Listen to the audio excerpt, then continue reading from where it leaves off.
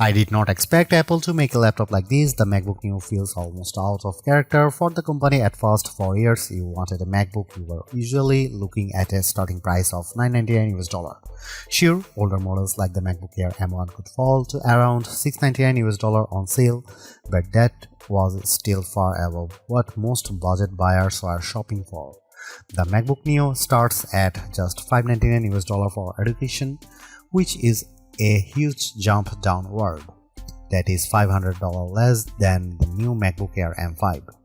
And yes, that price is low enough to set off warning alarms, but after testing the MacBook Neo, I think the surprise is not that it is cheap. The surprise is that it is actually good. In fact, it is the most balanced laptop I have used under $600 US, and it easily beats every Windows laptop I have tried in this class. It also leaves most Chromebooks behind. For $599 US, Apple gives you an aluminum body that feels solid and premium, a bright 500 nit display with rich color, and the A18 Pro chip, which is fast enough for everyday work, streaming, browsing, light productivity, and casual game. The side-mounted speakers are also much better than they have any right to be at this price. So, what did Apple give up to make that happen?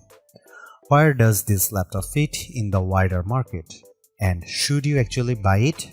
Let's get into the full MacBook Neo review. The MacBook Neo is one of the most interesting Apple products in a long time, and it launches at a time when value matters more than ever. Prices are rising across consumer electronics, memory is getting more expensive, global trade pressure is still affecting hardware costs, and people are simply more cautious with money than they used to be. Apple is usually treated as the company that sells premium gear, and that is mostly true. But that does not mean Apple cannot make good value products. The Mac Mini M4 is already a strong example of that. The MacBook Neo goes one step further by targeting the budget and mid-range laptop space directly. That is a market filled with Chromebooks and affordable Windows laptops, and Apple is now entering it with a product built entirely on its own rules. And that is the key point here. The MacBook Neo is cheaper, but it does not feel striped down in the usual way. You still get a beautiful aluminum laptop, now offered in 4 lively color options that make Apple's lineup feel more fun again. The display is another big win. It is a 13-inch Retina panel with 2408 by 1506 resolution, which is sharper than the 1080p screens that dominate this price range. The webcam is 1080p and looks clean for video calls, the speakers sound excellent, and the laptop runs the full version of macOS. That means you are not stuck in a limited or locked down environment. You can use the standard Mac apps just like you would on a more expensive Mac. The main compromise is memory. The base model has 8GB of unified memory, which is enough for everyday use, but it is not ideal for heavy multitasking. Even so, for standard schoolwork, browsing, office tasks, and light creative work, it performs well. The real story though is the price. At $599 US, the MacBook Neo is shockingly competitive. For students, the price drops to $499 US, and at that point, it becomes very hard to argue against. Finding a Windows laptop or Chromebook that matches this level of build quality and display quality at that price is extremely difficult. Of course, there are trade-offs. The keyboard has no backlight, so it is not ideal in low light, and the 2 USB-C ports use older USB 3 and USB 2 technology instead of modern high-speed standards. Still, even with those compromises, Apple has made one of the strongest budget laptops available in 2026. It may not be the cheapest laptop you can buy, but it is one of the most complete. That alone makes it a serious problem for the competition. This is where Apple's usual strength shows up immediately. The MacBook Neo may be affordable, but it does not look or feel like a cheap laptop. That is one of the biggest reasons it stands out so much in this category. The aluminum construction gives it a firm, premium feel that most budget laptops simply cannot match. It also comes in 4 colors, which is a welcome change from the usual sea of grey and black notebooks. The review unit I had was the citrus version, which is a bright green shade that feels fresh without being loud in a bad way. Apple also showed the other colors at the launch event. Silver is the classic safe pick, blush gives you a soft pink tone, and indigo is a deeper blue. All of them look polished, not playful in a cheap way. The metal chassis does mean this laptop is not quite as light as some people might expect. It weighs 2.7 pounds or 1.23 kgs, which is the same as the MacBook Air. That is still portable, but for students carrying it around campus or kids moving between rooms, it is not invisible in a backpack. It is also a bit thicker than the Air. Apple has also colored the keyboard to match the body, which helps the whole design feel more unified. That is a small detail, but Apple does a good job with those little visual touches. One thing to know is that Touch ID is not included on the base model. If you buy the 512GB version, you get the fingerprint button on the keyboard. That is much more useful than the standard log button on the cheaper model, especially because Touch ID speeds up logins, purchases, password entries, and app approvals. It is a shame Apple locked that feature behind the more expensive configuration, since biometric security is already common on many cheaper laptops. The keyboard itself is comfortable and familiar. It feels like a proper Magic Keyboard, which is good. The bad news is that it is not backlit. That is probably the clearest compromise Apple made to hit this price point, and it matters more than some people might think. In a dim classroom, a dorm room, or a late-night study session, the missing backlight becomes annoying fast. That may not be a deal breaker, but it is definitely something buyers should know.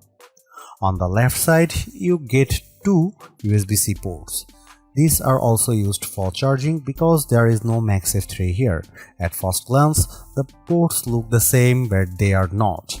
The port closer to the back uses USB 3 and tops out at 10 Gbps, which is fine for modern accessories and decent for external storage, though still far slower than the Thunderbolt 4 or Thunderbolt 5 on more expensive MacBooks.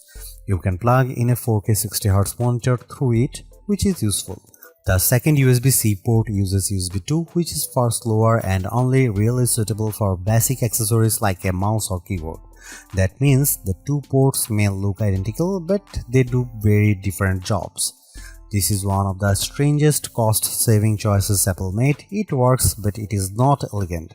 Someone could easily plug a device into the wrong port and wonder why performance is so slow.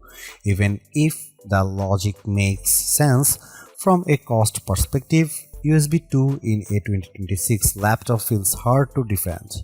But outside of that, the design is excellent for the money, the aluminum body feels premium, the screen size is practical, and the display is one of the best parts of the laptop. At 13 inches, the panel is portable and easy to carry.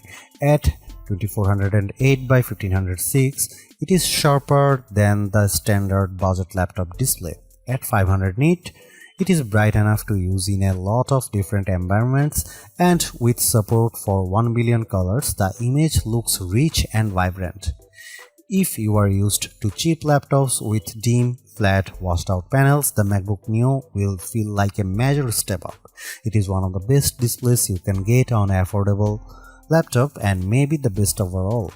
The only thing missing is touchscreen support, which Apple still refuses to add here.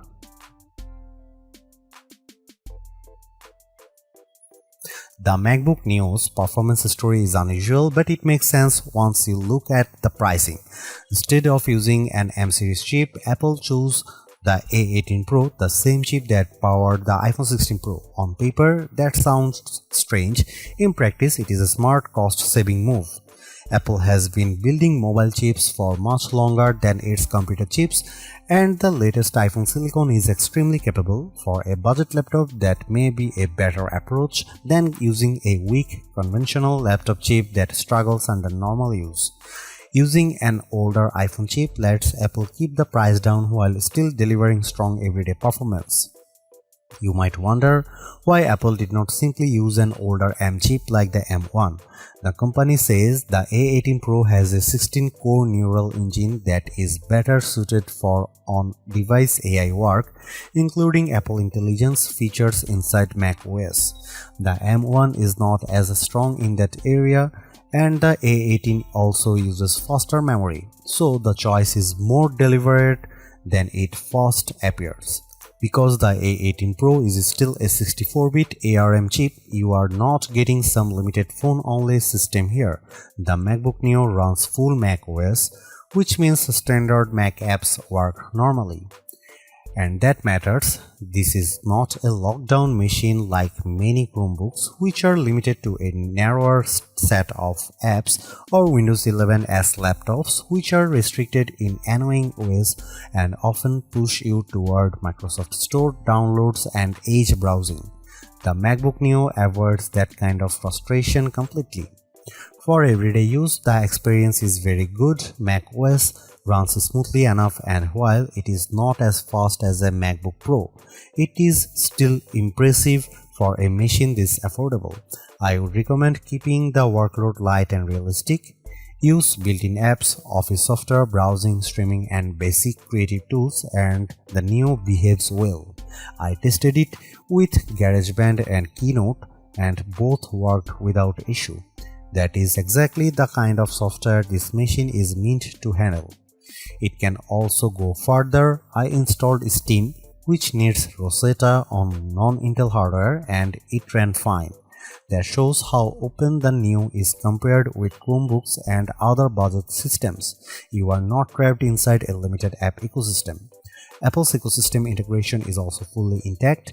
You can mirror your iPhone, move files between devices, share your clipboard, make calls, send messages, and use an iPad as a second display.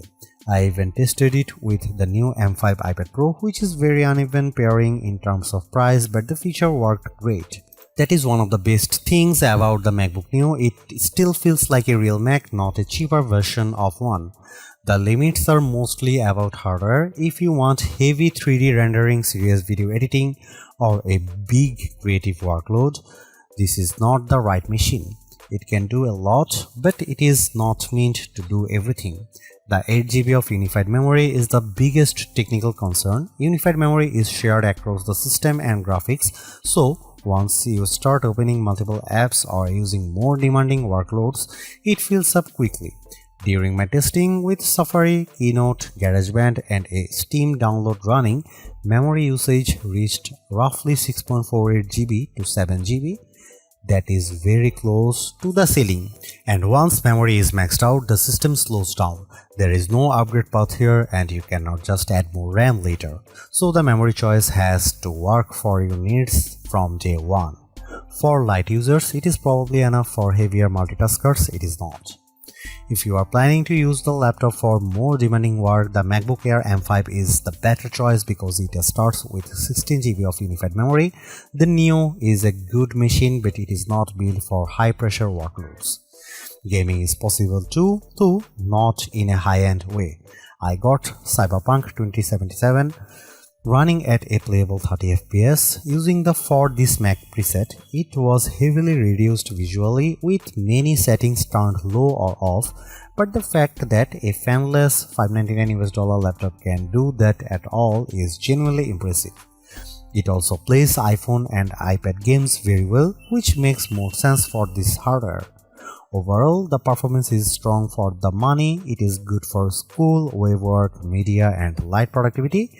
It is flexible, quiet, and more capable than most rivals, but it is still a budget machine and it should be treated like one.